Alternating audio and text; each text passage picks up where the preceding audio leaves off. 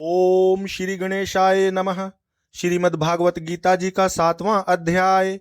उसके उपरांत श्री कृष्ण भगवान बोले, हे पार्थ, तू मेरे में अनन्य प्रेम से आसक्त हुए मन वाला और अनन्य भाव से मेरे परायण होकर योग में लगा हुआ, मुझको संपूर्ण विभूति बल ऐश्वर्य आदि गुणों से युक्त सबका आत्मरूप जिस प्रकार संशय रहित जानेगा उसको सुन। मैं तेरे लिए इस रहस्य सहित तत्व ज्ञान को संपूर्णता से कहूंगा कि जिसको जानकर संसार में फिर और कुछ भी जानने योग्य शेष नहीं रहता है। हजारों मनुष्यों में कोई ही मनुष्य मेरी प्राप्ति के लिए यत्न करता है और उन यत्न करने वाले योगियों में भी कोई ही पुरुष मेरे परायण हुआ मेरे को तत्व से जानता है, अर्थात यथार्थ मर्म से जानता है। हे अर्जुन, पृथ्वी, जल, अग्नि, वायु और आकाश तथा मन, बुद्धि और अहंकार भी ऐसे यह 8 प्रकार से विभक्त हुई मेरी प्रकृति है। यह 8 प्रकार के भेदों वाली तो अपरा है, अर्थात मेरी जड़ प्रकृति है। और हे महाबाहो, इससे दूसरी को मेरी जीव रूपा अर्थात चेतन प्रकृति जान कि जिससे यह संपूर्ण जगत धारण किया जाता है। हे अर्जुन, तू ऐसा समझ कि संपूर्ण भूत इन दोनों प्रकृतियों से ही उत्पत्ति वाले हैं और मैं संपूर्ण जगत का उत्पत्ति तथा प्रलय रूप हूँ, अर्थात संपूर्ण जगत का मूल कारण हूँ।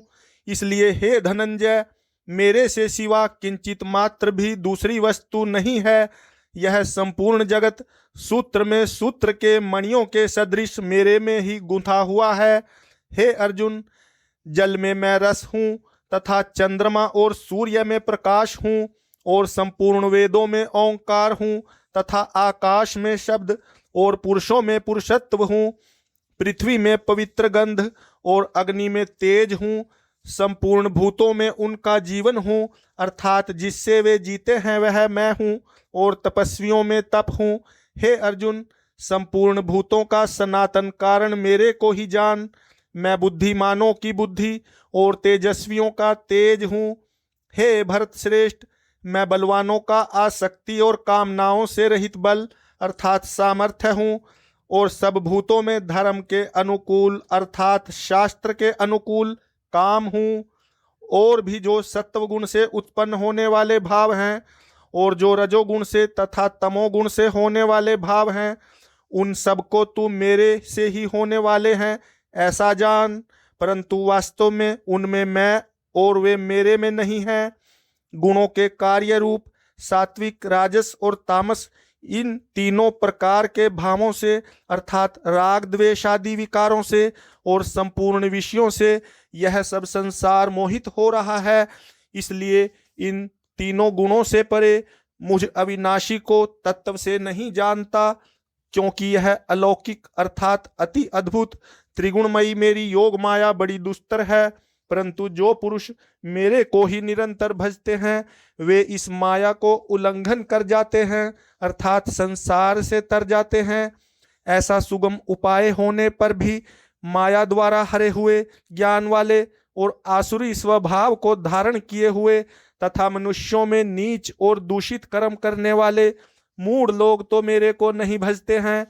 हे भरतवंशियों में श्रेष्ठ अर्जुन, उत्तम कर्म करने वाले अर्थार्थी, आर्त, जिज्ञासु और ज्ञानी अर्थात निष्कामी, ऐसे 4 प्रकार के भक्तजन मेरे को भजते हैं।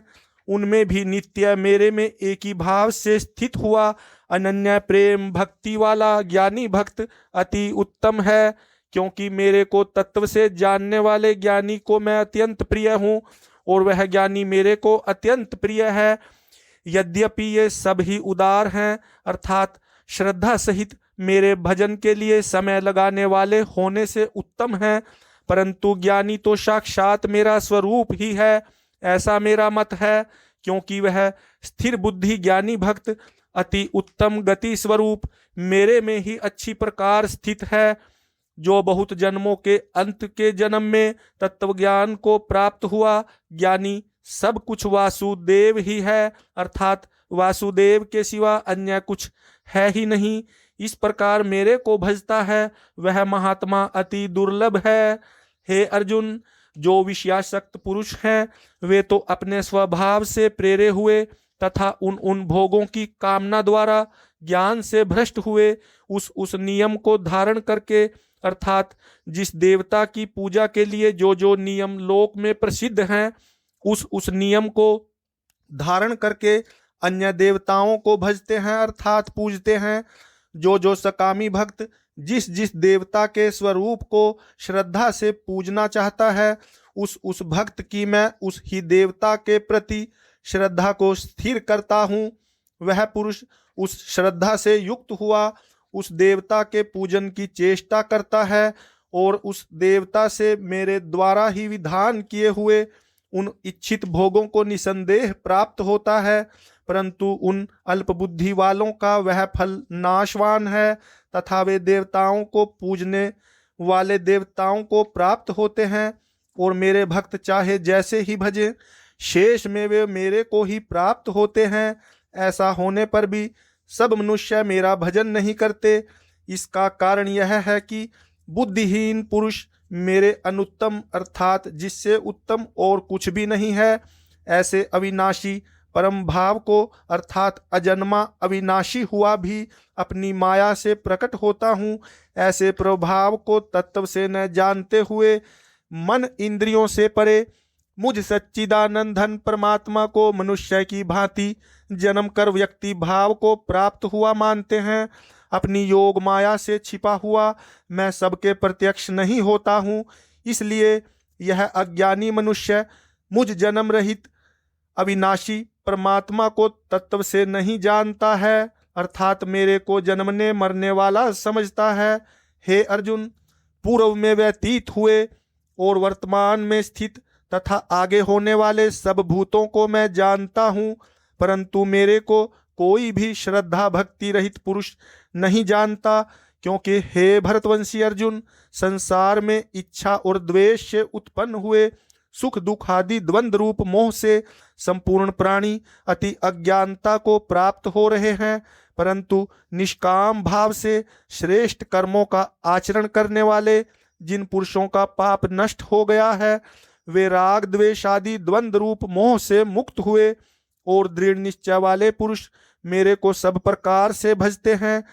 जो मेरे शरण होकर जरा और मरण से छूटने के लिए यत्न करते हैं वे पुरुष उस ब्रह्म को तथा संपूर्ण अध्यात्म को और संपूर्ण कर्म को जानते हैं। जो पुरुष अधिभूत और अधिदैव के सहित तथा अधियज्ञ के सहित सबका आत्मरूप मेरे को जानते हैं अर्थात जैसे भाप बादल धूम पानी और बर्फ यह सभी जल स्वरूप है, वैसे ही अधिभूत अधिदैव और अधियज्ञ आदि सब कुछ वासुदेव स्वरूप हैं। ऐसे जो जानते हैं वे युक्त चित्त वाले पुरुष अंतकाल में भी मुझको ही जानते हैं अर्थात प्राप्त होते हैं। ओम इति श्रीमद्भागवत गीता रूपी उपनिषद एवं ब्रह्म विद्या तथा योग शास्त्र विषयक श्री कृष्ण और अर्जुन के संवाद में ज्ञान विज्ञान योग नामक 7वां अध्याय। हरि ओम तत्सत, हरि ओम तत्सत, हरि ओम तत्सत।